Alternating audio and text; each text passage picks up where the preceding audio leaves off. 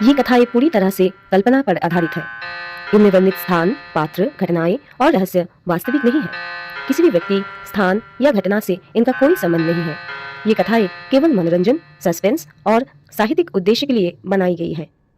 श्रोता से अनुरोध है कि वे इन कथाओं को वास्तविक जीवन की घटनाओं या इतिहास के रूप में ना ले। यदि इन कथाओं के दौरान किसी को डर या असुविधा महसूस हो तो कृपया सुनना बंद कर दें।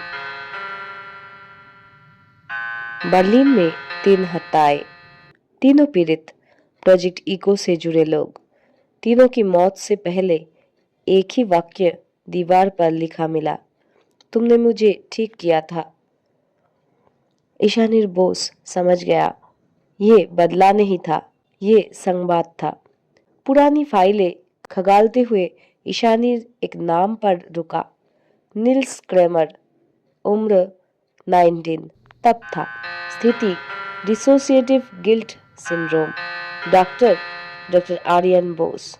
निल्स पहला मरीज था जिसे ईशानीर ने खुद सत्र दिए थे। रिकॉर्ड के अनुसार निल्स रिकवर हो गया था, लेकिन एक नोट ईशानीर ने खुद लिखा था।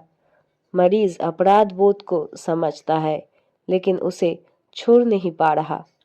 फाइल यही बंद कर दी गई थी। किसी ने जल्दी की थी। हर मारा गया व्यक्ति निल्स को जानता था, लेकिन वे उसे किसी और नाम से जानते थे। ईशानीर को एहसास हुआ निल्स ने वही सीखा था जो उसे सिखाया गया था, पहचान बदलना, दोष बाहर निकालना। एक खाली थिएटर में ईशानीर को चिट्ठी मिली। आपने कहा था अगर सच का सामना कर लो तो दर्द कम हो जाता है। मैं सामना कर रहा हूँ। स्टेज की लाइट जली। निल्स सामने खड़ा था, शांत, मुस्कुराता हुआ। नमस्ते डॉक्टर। ईशानीर बोला, तुम लोगों को मार रहे हो? निल्स ने सिर हिलाया।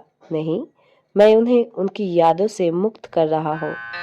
उसकी आवाज में वही ठंडापन था जो कभी ईशानीर में था। निल्स बोला, आप मुझे ठीक नहीं कर पाए क्योंकि आप खुद टूटे हुए थे। आपने मुझे सिखाया अगर दोष साझा कर लो तो वो हल्का लगता है। अब मैं बांट रहा हूँ। ईशानीर ने पहली बार बंदूक नहीं, फाइल निकाली। उसने कहा, तुम सही हो, मैंने तुम्हें अधूरा छोड़ा, लेकिन हत्या इलाज नहीं है। निल्स हंसा, इलाज कभी था ही नहीं। ईशानीर ने निल्स से एक ही सवाल पूछा, अगर तुम्हारा अपराध तुम्हारा नहीं है तो तुम यहाँ क्यों हो? निल्स चुप हो गया। ये सवाल प्रोजेक्ट इको में कभी नहीं पूछा गया था। पुलिस आई। निल्स ने भागने की कोशिश नहीं की। गिरफ्तारी से पहले उसने ईशानीर से कहा, अगर मैं रुक गया तो आवाजें लौट आएगी। ईशानीर बोला, तो इस बार हम उन्हें साथ सुनेंगे।